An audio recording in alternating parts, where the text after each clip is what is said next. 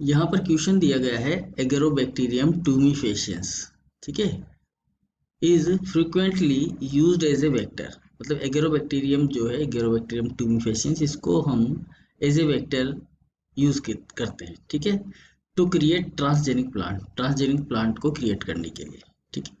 Under laboratory condition agrobacterium mediated plant transformation does not require. अगर हम इसी को लेबोरेटरी कंडीशन में यूज़ करें तो इनमें से वो कौन सा चीज़ है जो रिक्वायर नहीं है, यानी कि उसकी ज़रूरत नहीं पड़नी चाहिए या नहीं पड़ती है, ऐसा कौन सा है इनमें से? ये चार ऑप्शन है: host plant gene, bacterial type 4 secretion system, vir gene और ओपाइन कैटाबोलाइज सिस्टम या ओपाइन कैटाबोलिज्म जीन, ठीक है। तो अगर हम जो है एगेरोबैक्टीरियम टूमीफेसिस का जो टीआई प्लाज्मिड है, अगर उसकी बात करें तो वो जो टीआई प्लाज्मिड होता है वो हमारा इस तरीके से होता है, ठीक है। इसके अंदर यहाँ पर कुछ सेक्शन होते हैं, जैसे कि ये होता है इसका लेफ्ट बॉर्डर यहाँ पर जिसको बोला जाता है एलबी, ठीक है। इधर की साइड में होता है राइट बॉर्डर जिसे बोला जाता है आरबी, ठीक है। इसके अंदर यहाँ पर होता है ऑक्सिन जीन, ऑक्सिन, ठीक है, ऑक्सिन और साइटोकाइनिन जीन, ऑक्सिन, और यहाँ पर होता है इसमें साइटोकाइनिन जीन, ये साइटोकाइनिन का है, ये ऑक्सिन का है, मान के चलते हैं अपन, ठीक है, सेक्शन। तो ये साइटोकाइनिन होता है यहाँ पर, ठीक है।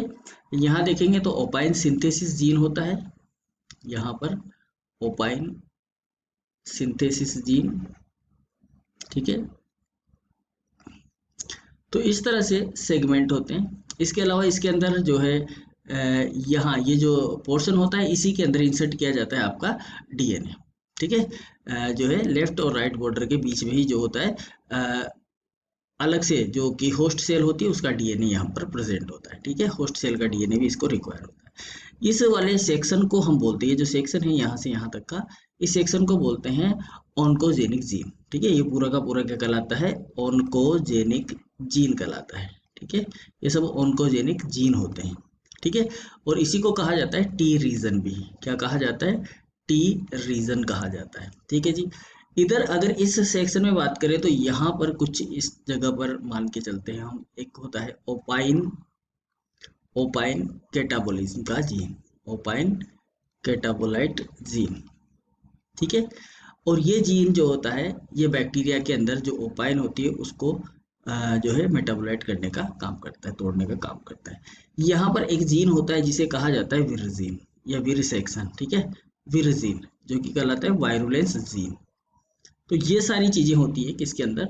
आपके एक प्लाज्मिड के अंदर, जो कि होता है आपका बैक्टीरिया प्लाज्मिड अगेरोबैक्टीरियम टूमीफेसियंस का, ठीक है।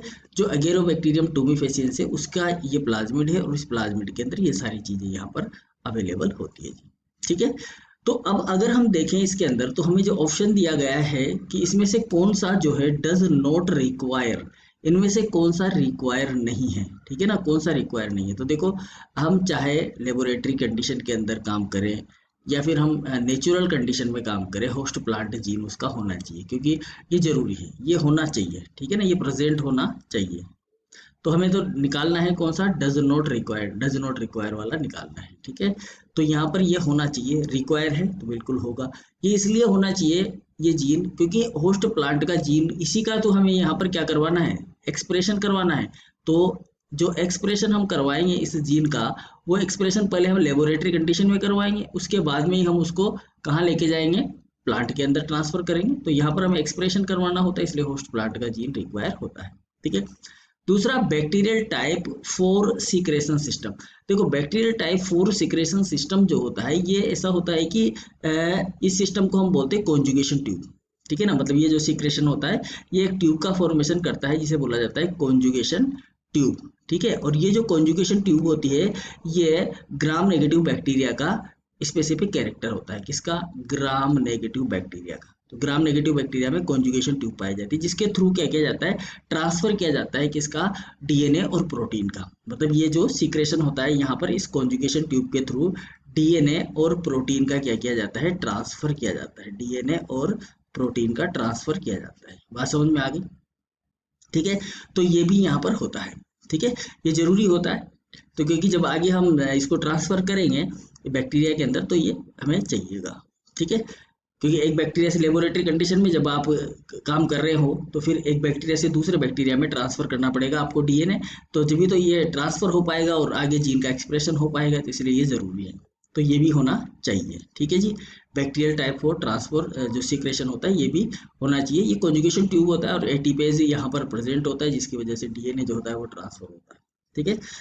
तीसरा पार्ट है इसके अंदर विरजीन। विरजीन जो हम देख रहे हैं ये वायरोलेस जीन है, जो कि टीडीएनए को कॉपी करके यहाँ से ले जाते हैं। ये टीडीएनए होता है, इस टीडीएनए को कॉपी करके वो लेके जाता है विरजीन, तो ये विरजीन भी होने चाहिए। और विरजीन की अगर हम बात करें तो विरजीन भी बहुत सारे टाइप के होते हैं, इनको बोला जाता है वायरोलेस जीन। इन विरजीन को क्या बोला जाता है? वायरोलेस जीन बोला जाता है, वायरोलेस जीन बोला जाता है इनको।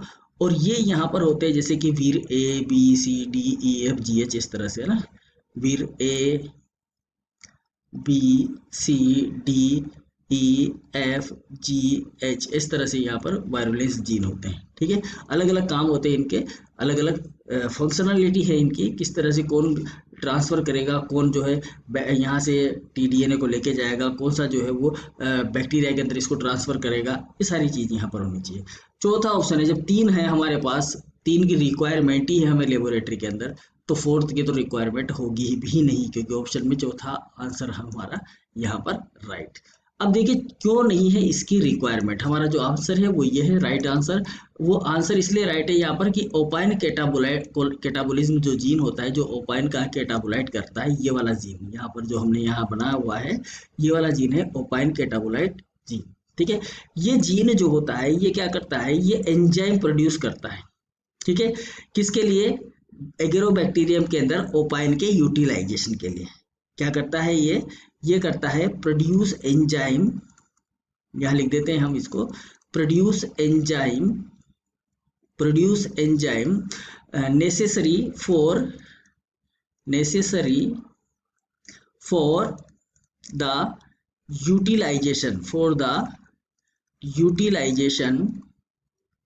Utilisation of